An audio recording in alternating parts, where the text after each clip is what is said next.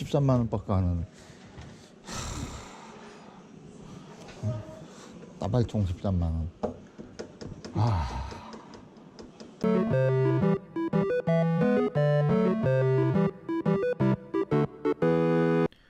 안녕하세요, 버퍼링 형입니다.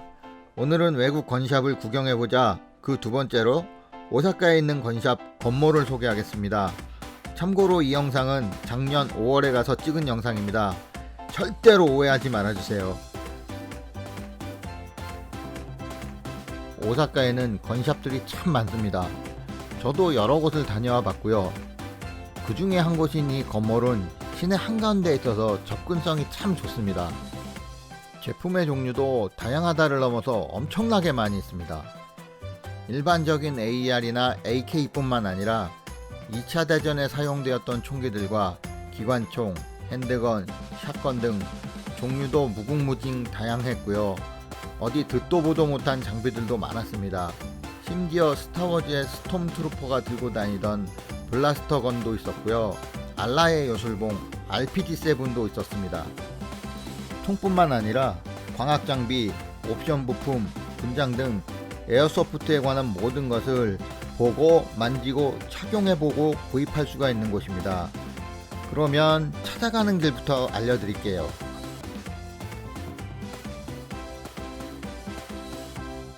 건몰의 위치는 남바역과 다이곡구초역 어디서 가셔도 금방 도착할 수 있는 곳에 위치하고 있습니다. 남바역보다는 다이곡구초역이 훨씬 가깝습니다. 먼저 남바역에서 가는 방법을 알려드리겠습니다. 남바역에서는 도보로 약 15분에서 20분 가량이 소요가 됩니다. 보통 남바역에서 나가는 마루이 백화점 방향이 아니고요, 반대편 방향으로 나가셔야 하는데요, 4번, 5번, 6번 출구 쪽으로 나가셔야 되고요. 지금은 5번 출구에서 나가는 방법을 알려드리겠습니다. 5번 출구 쪽에서 나오면 바로 횡단보도가 있는데 약 200m쯤 직진을 합니다. 원래는 이쪽으로 계속 가도 되는데 이쪽은 무슨 공사 중인지 경로가 다른 쪽으로 가게 만드네요. 200m쯤 내려가게 되면 골목이 하나 나오는데요, 아주 작은 골목은 아니고요, 차도 다니는 길이니까 안심하시고 가셔도 되고요. 여기서 한 100m쯤 내려가시면 삼거리가 나옵니다. 삼거리에서 남바 쪽 방향으로 가지 마시고요, 반대쪽 방향으로 가시면 큰 사거리가 나옵니다. 큰 사거리에서 횡단보도를 건너셔서 그대로 직진을 해주세요. 이 거리가 약 300m쯤 됩니다. 300m쯤 내려가게 되시면 길 건너편에 다이곡 드럭이 보입니다. 이 다이곡 드럭이 보이면 이곳에서 길을 건너셔서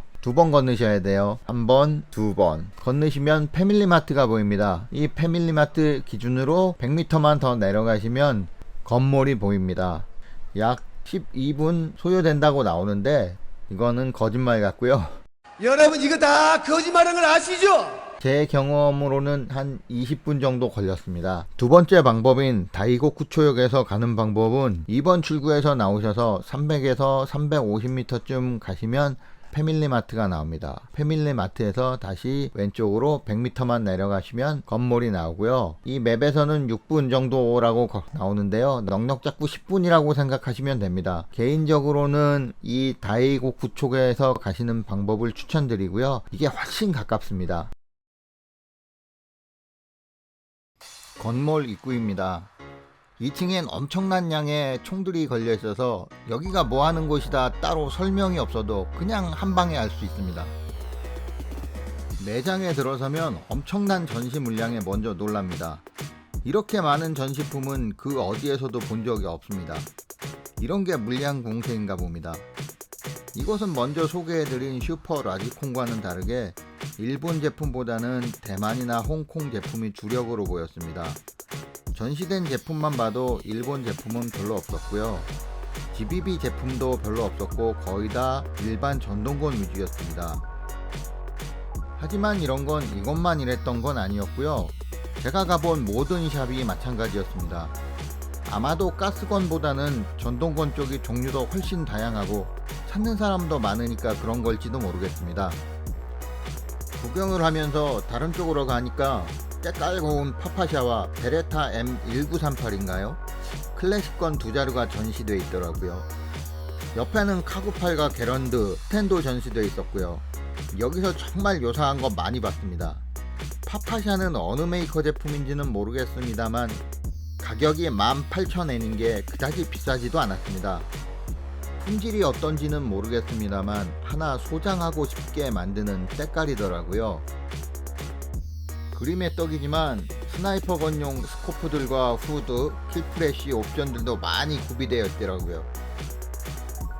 아래쪽 전시대를 보니까 이건 뭐 그리스건, 스텐, MP40, MP41, 스털링, 카구팔 등등 전쟁기념관에서나 봤을 법한 총들이 깔려 있더라고요.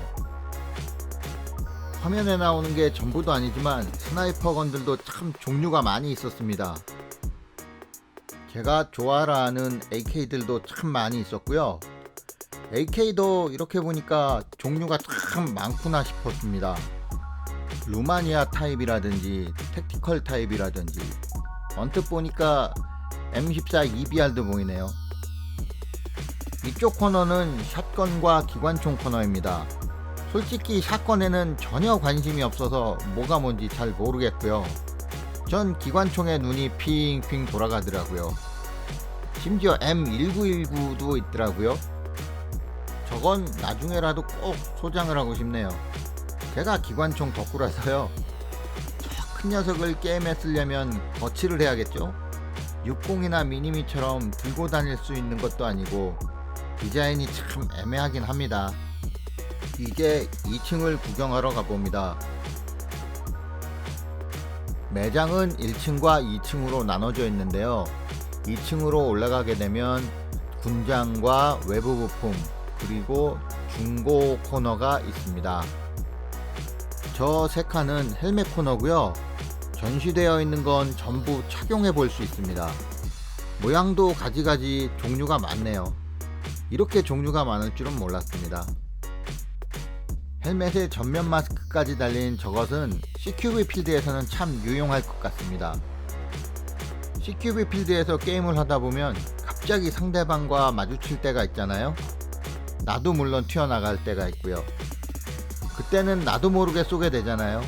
그게 잘못되어서 얼굴에 맞게 되면 정말 너무 미안할 때가 있는데 그때를 대비해서라도 하나쯤 준비하시는 게 좋습니다. 이쪽은 베스트 코너입니다.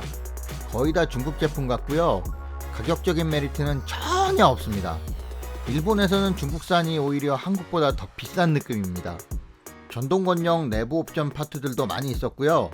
구하기 힘든 예를 들어서 시그나 M14 같은 옵션 부품들도 여기에는 많이 있더라고요. 그 외에 에어코킹용이나 메탈바디 같은 외부 부품들도 꽤 많이 보였습니다. 스톡도 총기류 기종마다 여러가지 종류가 있었고요. 수직 그립 또한 종류가 어마어마하게 많더라고요.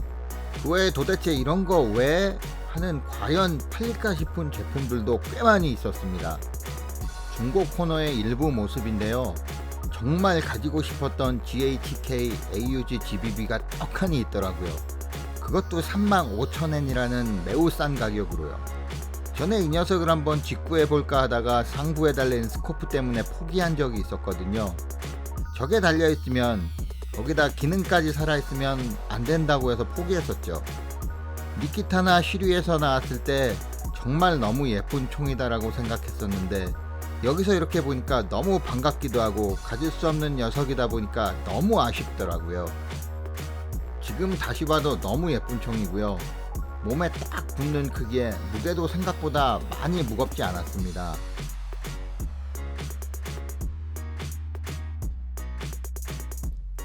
파파샤 PPSH41 따발총 13,000엔, 작년 환율로 14만원 정도 합니다. 물론 중고긴 합니다만 우리나라에선 참 하하.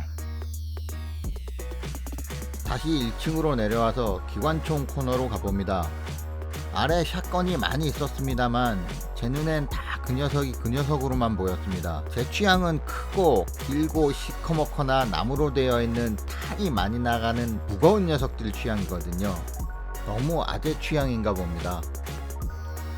마지막으로 핸드건 코너로 가봅니다. 주로 위 제품을 취급하고 있었고요. 위 제품군이 이렇게나 많았나 싶었습니다. 별의별 총이 다 있더라고요. 아래쪽에는 핸드건과 소총들의 탄창들이 잔뜩 있었고요. 주로 마루이 제품들이었습니다. 핸드건들은 전시되어 있는 것들이 주로 하이카파와 글록 시리즈였습니다. 글록 시리즈가 대세긴 대세인가 봅니다. 온갖 것들이 다 있더라고요. 이상으로 건샵 리뷰를 마치고요. 언제가 될지 모르지만 다른 나라 건샵도 구경하고 리뷰를 꼭 해보고 싶네요. 그럼 시청해주셔서 감사합니다. 버퍼링 형이었습니다. 안녕히 계세요.